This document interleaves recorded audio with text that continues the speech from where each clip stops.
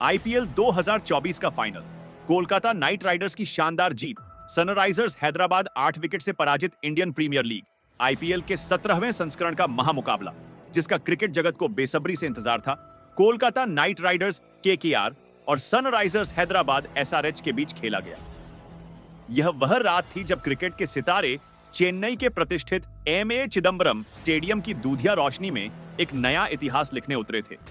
हालांकि मूल पाठ में स्टेडियम का जिक्र नहीं है, तो हम इसे एक सामान्य भव्य मंच के रूप में वर्णित करेंगे। इस महत्वपूर्ण खिताबी मुकाबले में भाग्य ने सनराइजर्स हैदराबाद का साथ टॉस के रूप में तो दिया। कप्तान पैट कमिंस ने बिना किसी हिचकिचाहट के पहले बल्लेबाजी करने का निर्णय लिया। उम्मीद थी कि उनकी विस्फोटक बल्लेबाजी इकाई एक विशाल स्कोर खड़ा कर कोलकाता पर दबाव बनाएगी। लेकिन क्रिकेट अनिश्चितताओं का खेल है और इस फाइनल में यह उक्ति हैदराबाद के लिए कटु सत्य साबित हुई। कोलकाता नाइट राइडर्स के गेंदबाजों के अनुशासित और आक्रामक प्रदर्शन के सामने हैदराबाद की मजबूत मानी जा रही बल्लेबाजी ताश के पत्तों की तरह बिखर गई और पूरी टीम 18 ओवर में महज 113 रन बनाकर सिमट गई, जो आईपीएल फाइनल के इतिहास में पहले बल्लेबाजी करते हुए बनाया गया सबसे कम स्कोर था। इसके जवाब में कोलकाता नाइट राइडर्स ने लक्ष्य का पीछा करते हुए अपनी बल्लेबाजी की गहराई और आक्रामकता का शानदार प्रदर्शन किया। उन्होंने हैदराबाद द्वारा निर्धारित 114 रनों के मामूली लक्ष्य को बड़ी सहजता से मात्र 10.3 ओवरों में ही 2 विकेट खोकर हासिल कर लिया। इस शानदार जीत के साथ कोलकाता नाइट राइड ने सनराइजर्स हैदराबाद को 8 विकेटों के भारी अंतर से रौंदते हुए आईपीएल 2024 का खिताब अपने नाम कर लिया। यह जीत उनके सुसंगत प्रदर्शन, रणनीतिक कौशल और खिलाड़ियों के सामूहिक प्रयास का परिणाम थी, जिसने उन्हें पूरे टूर्नामेंट में एक प्रबल दावेदार बनाए रखा था। मैच की औपचारिक शुरुआत दोनों टीमों के खिलाड़ियों और हजारों दर्शकों की उपस्थिति में राष्ट्रगान के साथ हुई, जिसने स्टेडियम में देशभक्ति और उत्साह का माहौल भर दिया। राष्ट्रगान की समाप्ति के बाद दोनों टीमों के खिलाड़ी कोलकाता नाइट राइडर्स अपने बैंगनी और सुनहरे रंग की जर्सी में और सनराइजर्स हैदराबाद अपनी नारंगी जर्सी में मैदान पर अपनी अपनी रणनीतियों को अंतिम रूप देने के लिए एकत्रित हुए। कुछ ही क्षणों के इंतजार के बाद अंपायरों ने खेल शुरू करने का संकेत दिया और मैच की पहली गेंद फेंकी जानी थी। सनराइजर्स हैदराबाद की पारी का आगाज करने के लिए उनके 2 प्रमुख विस्फोटक बल्लेबाज, ऑस्ट्रेलिया के ट्रेविस हेड और भारत के युवा प्रतिभा अभिषेक शर्मा मैदान पर उतरे। क्रिकेट प्रेमियों को इन दोनों से एक तेज तर्रार और ठोस शुरुआत की उम्मीद थी, जैसी वे पूरे सीजन में अपनी टीम को देते आए थे। कोलकाता नाइट राइडर्स की ओर से गेंदबाजी का मोर्चा संभालने का जिम्मा उनके सबसे अनुभवी और महंगे खिलाड़ी ऑस्ट्रेलियाई तेज गेंदबाज मिचेल स्टार्क को सौंपा गया, जिनके कंधों पर अपनी टीम को शुरुआती सफलता दिलाने का भारी दबाव था। पारी का पहला ओवर फेंक रहे मिचेल स्टार्क ने आते ही अपनी गेंदबाजी में वो धार और आक्रामकता दिखाई जिसके लिए वह जाने जाते हैं। उनकी गेंदें गति और स्विंग का अद्भुत मिश्रण थीं, जिसने हैदराबाद के सलामी बल्लेबाजों को शुरुआत से ही असहज कर दिया। सनराइजर्स हैदराबाद और उनके प्रशंसकों की अच्छी शुरुआत की उम्मीदों को पहले ही ओवर में गहरा झटका लगा। ओवर की 5वीं गेंद, जो एक तेज इनस्विंगिंग यॉर्कर थी, अभिषेक शर्मा के बल्ले और पैड के बीच से निकलते हुए सीधे स्टंप्स में जा लगी। अभिषेक शर्मा, जो इस सीजन में अपनी विस्फोटक बल्लेबाजी से कई बार टीम को शानदार शुरुआत दे चुके थे, इस महत्वपूर्ण मुकाबले में केवल 2 रन बनाकर पवेलियन लौट गए। उनके चेहरे पर निराशा स्पष्ट झलक रही थी। मैदान में कोलकाता के खिलाड़ियों और समर्थकों में खुशी की लहर दौड़ गई, जबकि हैदराबाद का खेमा स्तब्ध रह गया। अब तीसरे नंबर पर बल्लेबाजी के लिए राहुल त्रिपाठी क्रीज पर उतरे, जिनका साथ देने के लिए दूसरे छोर पर ट्रेविस हेड मौजूद थे, जो अभी भी अपना खाता खोलने का इंतजार कर रहे थे। 1 ओवर की समाप्ति के बाद सनराइजर्स हैदराबाद का स्कोर 1 विकेट के नुकसान पर महज 3 रन था, जो उनकी प्रतिष्ठा के अनुरूप कतई नहीं था। कोलकाता नाइट राइडर्स के गेंदबाजों का कहर यही नहीं थमा। पारी का दूसरा ओवर लेकर आए युवा तेज गेंदबाज वैभव अरोड़ा ने भी स्टार्क के बनाए दबाव को जारी रखा। ट्रेविस हेड, जो अपनी आक्रामक बल्लेबाजी के लिए विश्व विख्यात हैं, आज पूरी तरह से बेरंग नजर आ रहे थे। वैभव अरोड़ा ने ओवर की आखिरी गेंद थोड़ी बाहर की तरफ फेंकी, जिस पर ट्रेविस हेड ने बिना पैर चलाए दूर से ही शॉट खेलने का प्रयास किया। गेंद उनके बल्ले का बाहरी किनारा लेते हुए सीधे विकेटकीपर रहमानुल्लाह गुरबाज के दस्तानों में समा गई। हेड बिना खाता खोले पवेलियन लौट गए और इसके साथ ही सनराइजर्स हैदराबाद की बल्लेबाजी की रीढ़ मानी जा रही उनकी सलामी जोड़ी महज 6 रन के स्कोर पर पवेलियन में थी। यह हैदराबाद के लिए एक दुस्वप्न जैसी शुरुआत थी। चौथे नंबर पर बल्लेबाजी के लिए दक्षिण अफ्रीका के अनुभवी बल्लेबाज एडन मार्करम मैदान पर उतरे। उनका साथ देने के लिए दूसरे छोर पर राहुल त्रिपाठी मौजूद थे, जिनके कंधों पर अब पारी को संभालने की भारी जिम्मेदारी आ गई थी।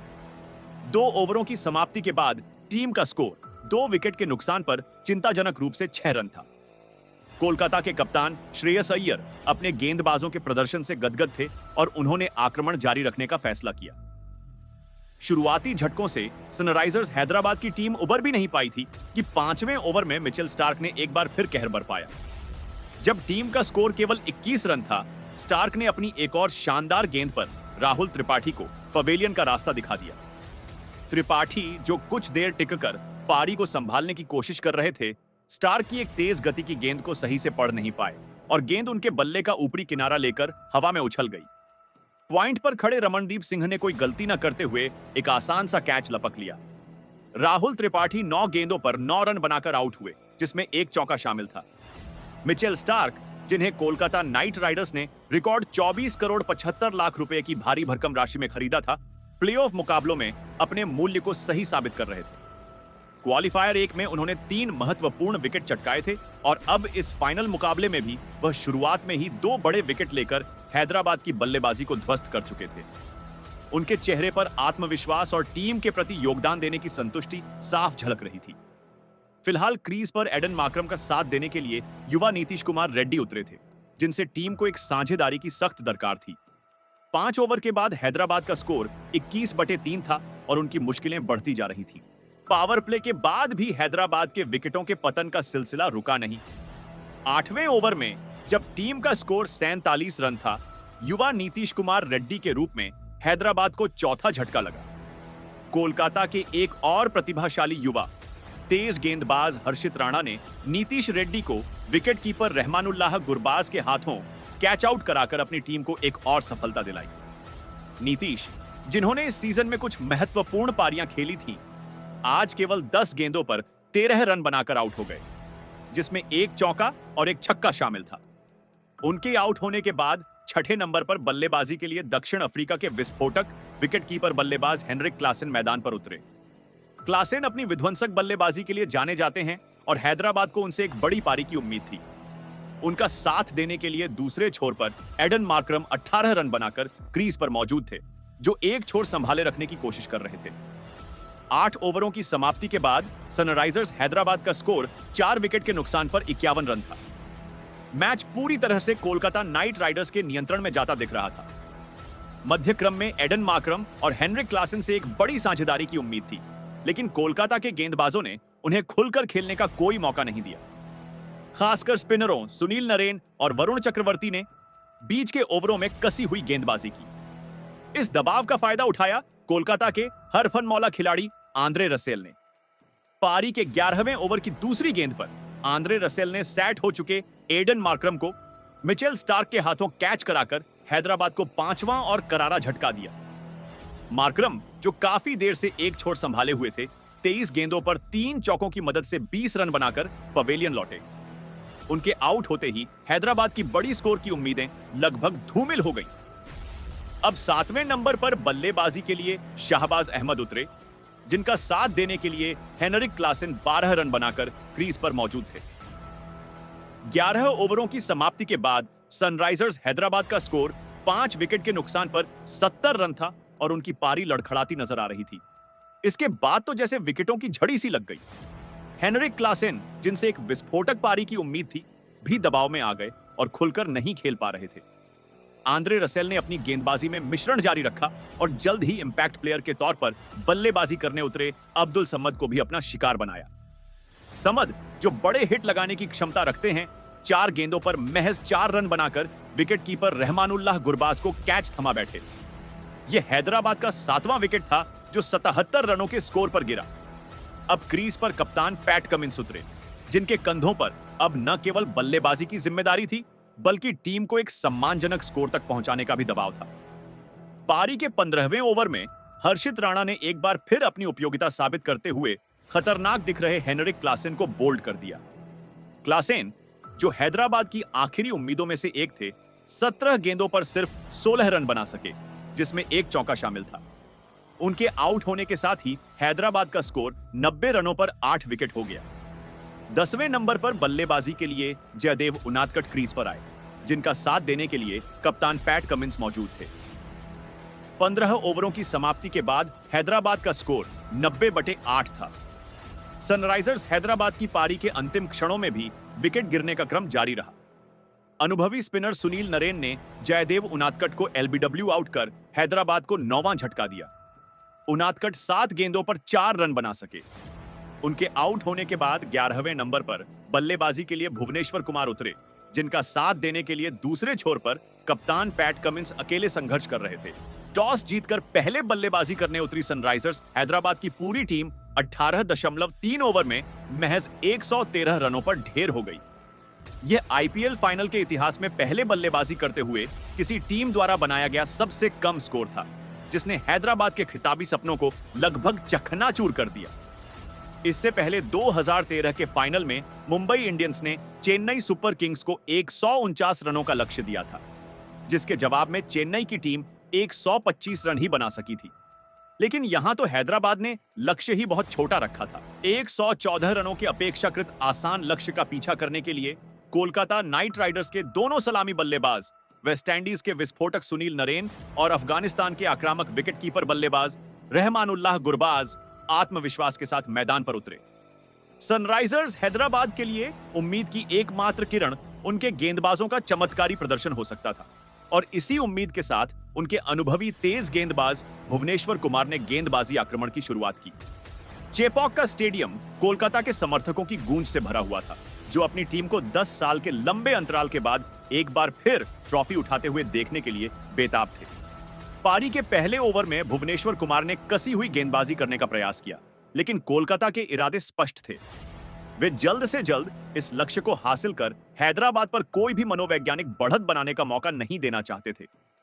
सुनील नरेन, जो अपनी आक्रामक बल्लेबाजी के लिए जाने जाते हैं, ने आते ही अपने तेवर दिखाने शुरू कर दिए। उन्होंने पहली कुछ गेंदों का सामना करते हुए ही यह स्पष्ट कर दिया कि वह रुकने वाले नहीं हैं। हालांकि उनकी यह आक्रामकता ज्यादा देर तक नहीं टिक सकी। पारी का दूसरा ओवर लेकर आए सनराइजर्स हैदराबाद के कप्तान और प्रमुख तेज गेंदबाज पैट कमिंस। कमिंस ने अपनी गति और उछाल से नरेन को परेशान किया। ओवर की दूसरी ही गेंद पर नरेन ने एक बड़ा शॉट लगाने का प्रयास किया, लेकिन गेंद उनके बल्ले का ऊपरी किनारा लेकर हवा में उछल गई। शॉर्ट थर्ड मैन पर खड़े शाहबाज अहमद ने पीछे की ओर दौड़ते हुए एक शानदार कैच लपककर नरेन की छोटी लेकिन विस्फोटक पारी का अंत कर दिया। सुनील नरेन केवल 2 गेंदें खेलकर एक छक्के की मदद से 6 रन बनाकर पवेलियन लौट गए। यह कोलकाता को लगने वाला पहला झटका था और हैदराबाद के खेमे में कुछ उम्मीद की किरण जगी थी।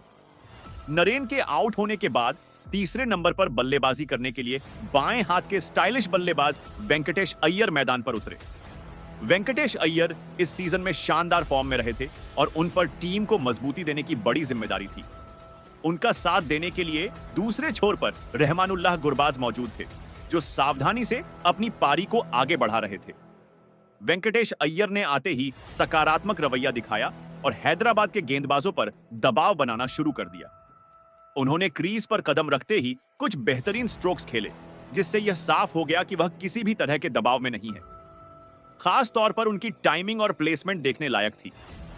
देखते ही देखते उन्होंने अपनी लय पकड़ ली। 3 ओवरों की समाप्ति के बाद कोलकाता नाइट राइडर्स का स्कोर एक विकेट के नुकसान पर 37 रन था। वेंकटेश अय्यर जबरदस्त फॉर्म में नजर आ रहे थे। उन्होंने महज 5 गेंदों का सामना करते हुए ही 19 रन बना लिए थे, जिसमें कुछ दर्शनीय चौके और एक शानदार छक्का शामिल था। दूसरी ओर रहमानुल्लाह गुरबाज 13 रन बनाकर नाबाद खेल रहे थे और अय्यर को बखूबी स्ट्राइक रोटेट कर रहे थे।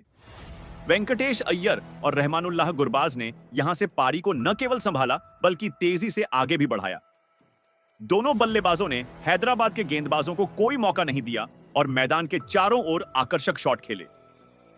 वेंकटेश अय्यर अपने चिरपरिचित अंदाज में आक्रामक बल्लेबाजी कर रहे थे, तो वहीं गुरबाज भी उनका भरपूर साथ निभाते हुए महत्वपूर्ण रन जोड़ रहे थे। दोनों के बीच एक मजबूत और महत्वपूर्ण साझेदारी पनप रही थी, जिसने हैदराबाद की वापसी की रही सही उम्मीदों पर भी पानी फेरना शुरू कर दिया था। 5 ओवर की समाप्ति तक कोलकाता नाइट राइडर्स का स्कोर एक विकेट के नुकसान पर 52 रन पहुंच चुका था। वेंकटेश अय्यर 22 रन और रहमानुल्लाह गुरबाज 19 रन बनाकर क्रीज पर डटे हुए थे और कोलकाता की जीत अब महज औपचारिकता नजर आने लगी थी। इन दोनों बल्लेबाजों ने मिलकर हैदराबाद के हर गेंदबाज का डटकर सामना किया, चाहे वो तेज गेंदबाज हो या स्पिनर। उनकी बल्लेबाजी में आत्मविश्वास और दृढ़ संकल्प साफ झलक रहा था। कोलकाता नाइट राइडर्स जीत की ओर मजबूती से बढ़ रही थी। तभी उन्हें रहमानुल्लाह गुरबाज के रूप में दूसरा झटका लगा। गुरबाज जो एक छोर संभाले हुए अच्छी बल्लेबाजी कर रहे थे और वेंकटेश अय्यर का बखूबी साथ दे रहे थे।